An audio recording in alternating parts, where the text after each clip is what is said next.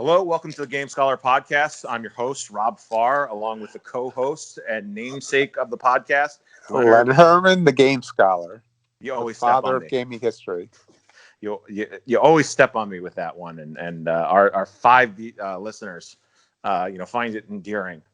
Well, at least you don't say like our beloved governor says, here's someone who needs no introduction, and then introduce me. Well, you see, people don't know where we live, but we live in New Jersey, so we have Governor Nerd, who's a scumbag. So, and I very much hope Murphy, come on. I very much hope he's. I'd rather have Eddie Murphy as my governor. So this is episode 6, and today's episode is released on September 9th, 2020. And what is significant about that date, if you haven't read anything about the description of our podcast, is that today is the 25th anniversary of the release of the original PlayStation system in North America. Are you excited about that? Have you been waiting for this day for 25 years? Yeah, and I'll be waiting another 25 years for the 50th anniversary. Yeah, yes, you will. So we're going to take this podcast to talk a little bit about the launch, about Sony and what it's done. And really, in my view, in terms of if you're going to talk console, you have to talk Sony. I mean, Sony is the most dominant platform holder that has ever existed before them, and certainly after them as well. So do you want me to get it started? Well, do we want to talk about the history of it first? Well, I don't want to get so much in the mud like the Nintendo and the PlayStation, and Nintendo and Sony tried to do something and blah blah blah. So basically Nintendo and Sony they had a deal and they tried to make this system. It didn't happen. Sony said, "Screw it, we're still going to make a PlayStation system." And I don't think one. It was. I mean, everyone talks about the Nintendo PlayStation, and that's a fallacy. It was never supposed to be called the Nintendo PlayStation. Sony was going to build a CD player for the Super Famicom. I'm sorry. Can before you start with the CD player, was that a dig at me because I named the work that I've been doing Nintendo PlayStation? Or you've forgotten about my work already? Never mind. Go ahead. Sorry. I guess I forgot. It was so memorable. I forgot about it. It will be. Go on. I mean, everyone calls it the Nintendo PlayStation, but Nintendo was going to market just a CD player that Sony was going to manufacture. And for their part, Sony was going to manufacture a player called the PlayStation with a space between play and station that will play Super Famicom cartridges and CDs that Sony was going to develop. Yeah, special proprietary format. But also, you say CD player, you're talking about an add-on to the Super Nintendo, sort of like the Sega CD. Right. It was to the Genesis. It wasn't just a CD player. But the Nintendo brand unit would just be an add-on. The Sony branded unit would not be there. It would be its own standalone system. And that's what the prototype was shown and sold in auction and everything. Yes. So, do you think Nintendo? So Nintendo has found itself sort of in a similar situation that Atari did when they, passed or botched the deal, or however you would characterize it, for distributing the NES. Well, Nintendo's the one who botched it too, because Nintendo decided to talk to Philips, who had the CDI console. Yeah, about manufacturing the CD player. Plus, Nintendo didn't like the idea that Sony was going to manufacture its own CDs, because Nintendo wants to, have control of everything. Yeah, but and they claim Nintendo has always claimed that it stems from quality control. But if you look at the NES library, it's filled with garbage. I love NES. Nintendo makes a lot of money from licensing all its third party and the manufacturing, and it didn't want to give that up. Yeah, so Sony said, "Screw this. We're going to make our own standalone system." And as far as I know, it doesn't share the specs with anything that it had done before. No. And PlayStation was the father of PlayStation is Ken Kutaragi, who has ties to Super Nintendo, and that he's credited, I believe, with designing the Super Nintendo sound chip, which so many people, when they talk about the strengths of that system, they talk about its sound. So that was something that Kutaragi had touched. Is that correct? That sounds correct. It sounds very familiar. Sounds familiar. If it's incorrect, we'll either cut it out or we'll add a note somewhere.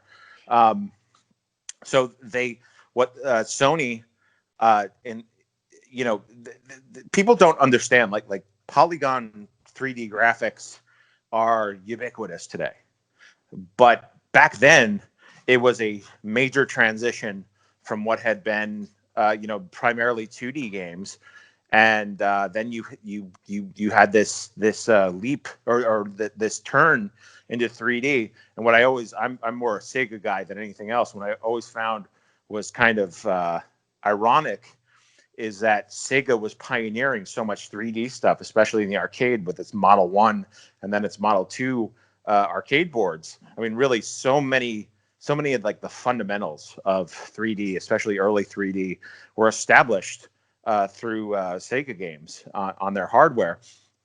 And it was always weird to me that I'm not exactly weird if you know the development history of the Saturn, but just on its face, it was always weird that they had such a powerful 2D beast, and really, at least in hindsight now, it's clear that it was 3D was the way, or was the answer. So what Sony decided to release its own standalone system.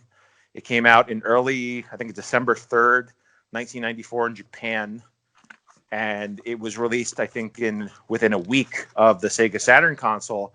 And what people don't realize or remember is that Sony was not Sony, the PlayStation was selling well, but it wasn't this dominant force overnight. Sega actually had maintained a little bit of a sales lead almost entirely because of Virtua Fighter, which was a Model 1 game that really, again, if you look at the 3D fighting genre, so many of the fundamentals are rooted in Virtua Fighter. So you have this system that's doing well I'm saying Sony PlayStation in Japan, but I don't think Sony or anyone else could have predicted what was going to occur in North America and Europe and the dominance that would come with it, and the eventual dominance in Japan as well. So you have this. We're talking about the launch on September 9th, 1995, and Sony had released about 100,000 units for that weekend, and most of them were pre-ordered anyway. And what's amazing is that in North America, Sony, a first-time player in the game industry, in terms of that new era, the 32-bit, 64-bit era, if you include Nintendo, about a little bit over a year later, Sony came in. Sega had this sneak launch for Saturn. They sold the Saturn for $400, and they packed in Virtua Fighter, which was great for me because I love that game. But almost everyone else in North America couldn't care less about Virtua Fighter. They liked flashier, gorier things, and it was Virtua Fighter was a very Japanese game.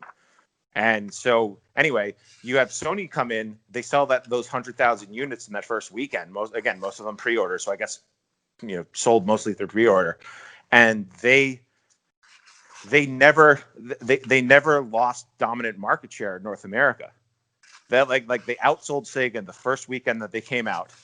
Sega never was a competitor. Like Sega tried to come back in 1996 with its 3 games program. You sell the Saturn, you get the Virtua Fighter 2, Virtual Cop.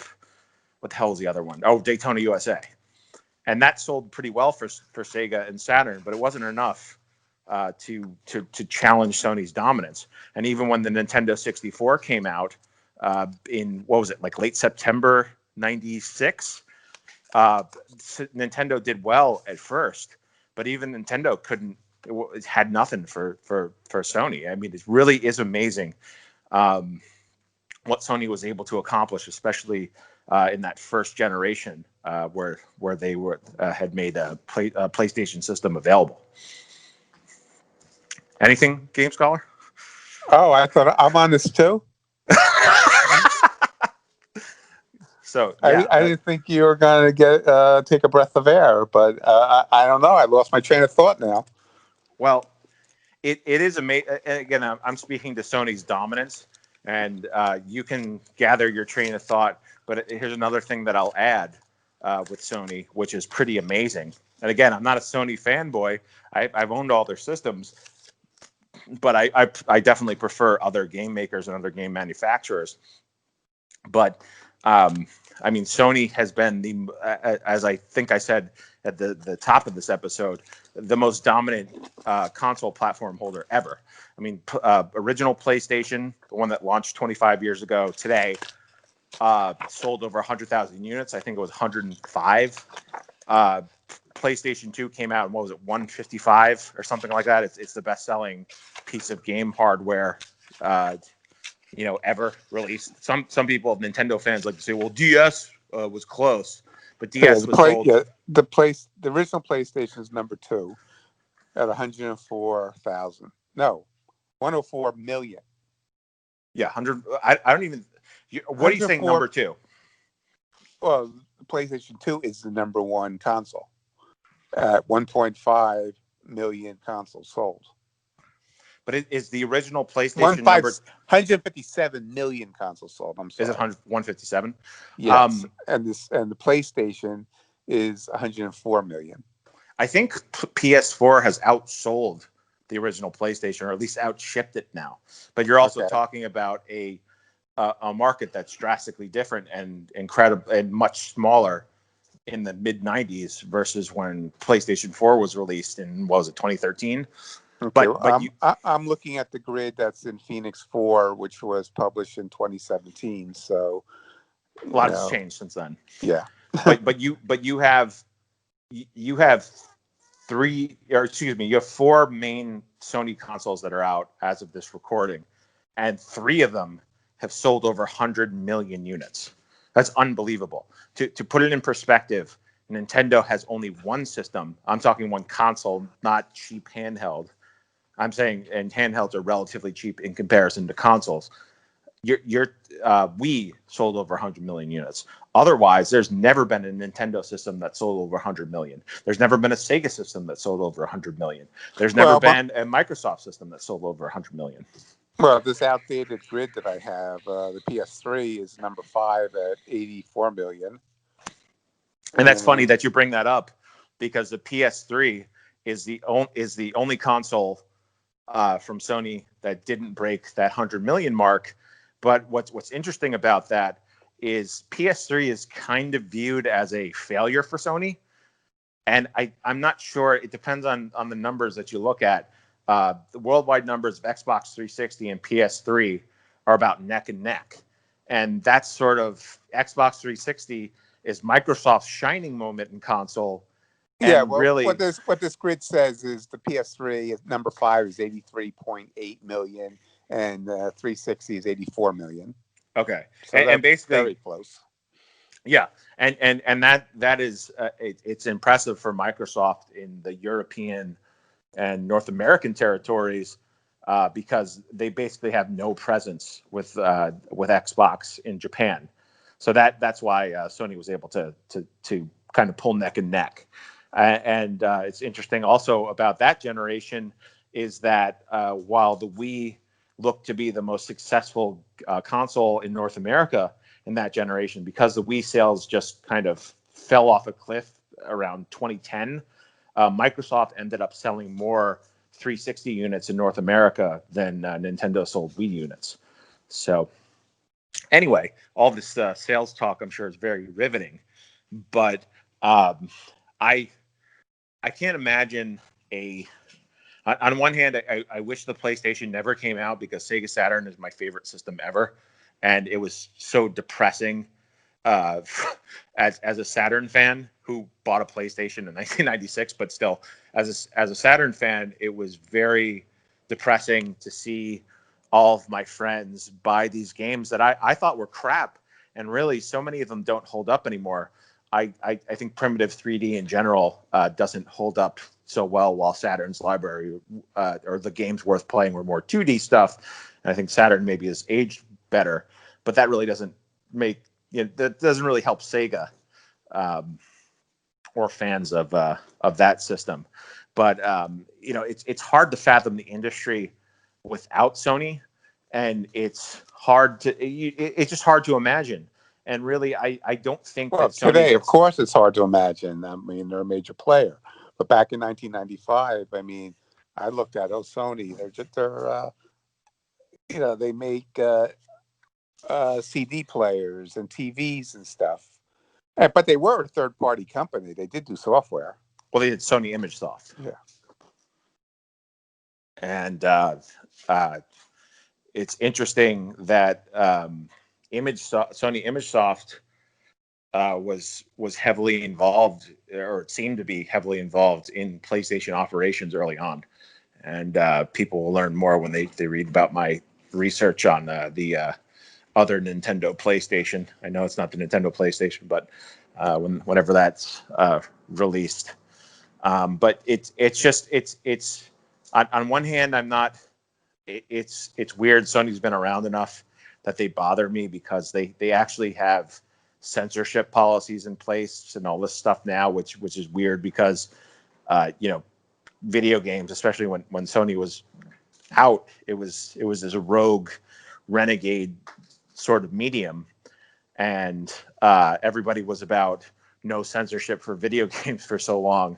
And now Sony, in the past couple of years, along with Microsoft as well, I think Sony's probably the most heavy-handed, will censor games, mostly nudity and content like that.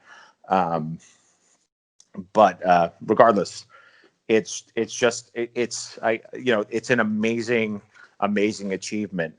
And I don't. It's weird. On one hand, obviously everybody knows what PlayStation is and everything else, but on the other hand, like, I think when people think video games, they might think of like Mario or Nintendo or something, but really there's no other company that can match what Sony has done. Maybe not creatively, maybe not in terms of acclaim when it comes to games and everything, but just in terms of sales, just in terms of home dominance in all the major territories.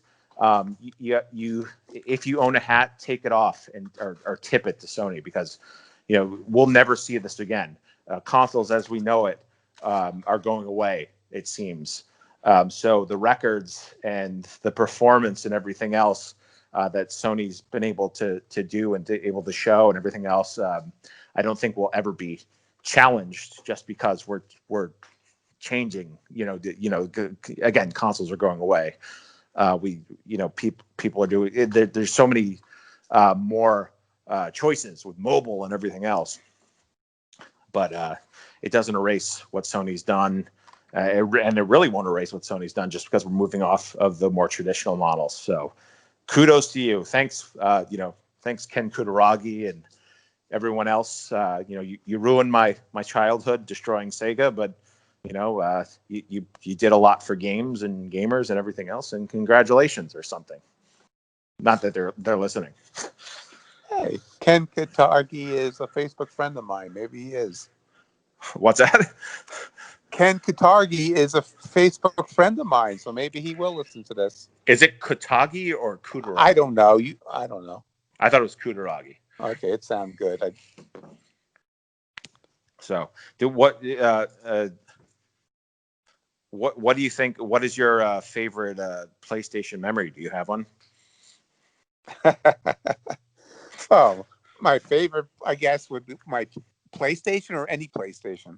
Any PlayStation. Oh, my PS2 I got new when you're able to get them. That was my first DVD player. Yeah, and that was people for the first year of the PS2. They would joke that the Matrix DVD was the best-selling game for that system. And it's amazing now that people are just moving off of physical media in general, at least in America. Not me. Did you buy PS2 at launch? Well, you couldn't get it right away. I got it on the second round when they were available directly from PlayStation, directly from Sony. Yeah, I don't think I bought mine direct from Sony, but I bought a PS2 pretty early on. I think in 2002, just because, or I'm sorry, 2001, just because Sega had pulled out of the hardware race at that point, and so I was just going to buy, I was going to buy a PS2, and the original Xbox and GameCube were coming out later in the year. So I think yeah, there's a story on my website, thegamescholar.com. I used to have a column in the the PlayStation magazine, the U.S. official PlayStation magazine, and they did 2 columns of mine. And then the third column I wrote, they never published. And so I included it on my website. And I think it has something to do about my first PlayStation, my PS2. and you know what, we will take all 3 links to those articles, and we'll put it in the description as well, so you can check it out. And that ran in the official PlayStation magazine, which was sort of the equivalent of it was taking the model of Nintendo Power and doing a PlayStation version, doing an Xbox version, and whatever else. Well, no, not exactly. I mean, because it wasn't. It was it was published by a third-party publisher. Yeah, but wasn't it officially licensed though? Yeah, well, they said it was, and it did come with the disc and everything. Yeah. So I mean, I'm sure that there were certain things that they couldn't step out of line about, versus a magazine or a media outlet with true Yeah, but I'm independence. going to say it was a Ziff Davis publication, just like EGM. And they're still around. They're selling IGN into China right now. That there's no problem with that, right? So China's great. I love China. Can't wait to sue them. So anyway, unless the game scholar Leonard Herman, the father of video game history, has anything else to say? No, the Game Scholar never has any closing words. about that's inspiring. About the Sony PlayStation or anything else, we're going to conclude this episode. But thank you for listening. And again, congratulations to Sony and everyone who's benefited by so many of the great games that have been released on their various platforms. Congratulations on 25 years in the North American market. Congratulations, Sony. Yeah. This is the Game Scholar podcast. You're listening to it.